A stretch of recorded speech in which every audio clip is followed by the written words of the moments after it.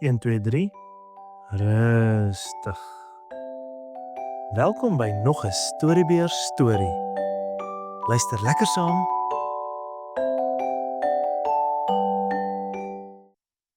Die herders se loflied. Nadat die herders die baba in die stal gesien het, was hulle nie in staat om net stil te staan en kyk nie. Hulle harte het oorgeloop van vreugde wat hulle nie kon binnehou nie.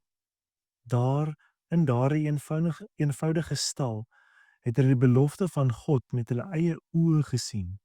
Die verlosser, die kind wat die wêreld sou red.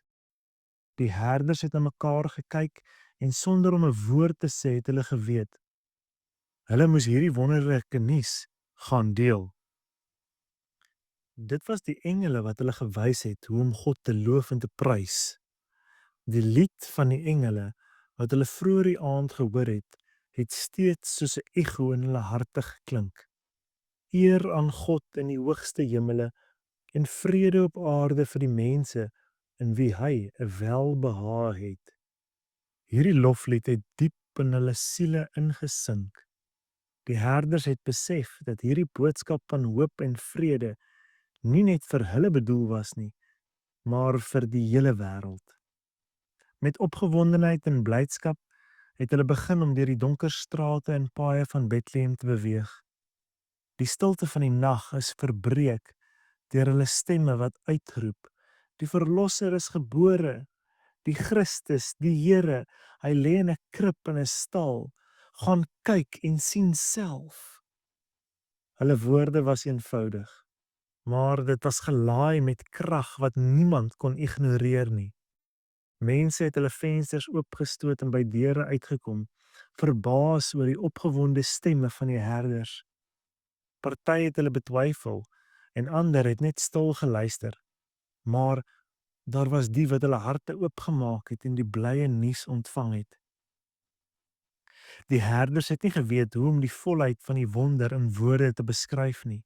Hoe sou hulle kon verduidelik dat die seun van God, die koning van die hemel, in so 'n nederige plek gebore is?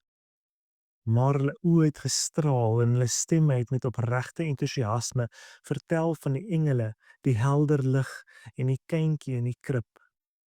En alhoewel hulle eenvoudige manne was, het hulle woorde die mense om hulle diep geraak. Daar was iets aan die manier waarop hulle gepraat het, iets wat niemand kon wegwys nie. Nadat hulle die blye nuus met soveel mense moontlik gedeel het hulle teruggekeer oor die veld na hulle skape. Maar hierdie keer was alles anders. Die nag, wat vroeër donker en stil was, het nou helder gevoel, asof die sterre nader geskuif het om saam met hulle te skyn. Hulle het die pad teruggeloop met lofliedere op hulle lippe en dankbaarheid in hulle harte. Die herders het die hemel ingekyk en hulle het gesing, nie omdat hulle dit moes doen nie, maar omdat hulle nie anders kon nie. Hulle lof het opgestyg soos 'n gebed en hulle stemme het die veld gevul. Dankie Here, dankie vir hierdie wonderlike geskenk. Ons eer U. Daardie nag het die herders die gewone wêreld op 'n buitengewone manier ervaar. Hulle het begin as eenvoudige manne wat skape opgepas het, maar hulle het teruggekeer as boodskappers van God se liefde. Die vreugde en die lig wat hulle beleef het, sou hulle nooit vergeet nie. En terwyl hulle in die nag onder die sterre gesit het hulle geweet, die wêreld sou nooit weer dieselfde wees nie. Fluit, fluit, my storie is uit. Môre gesels ons oor die wyse manne.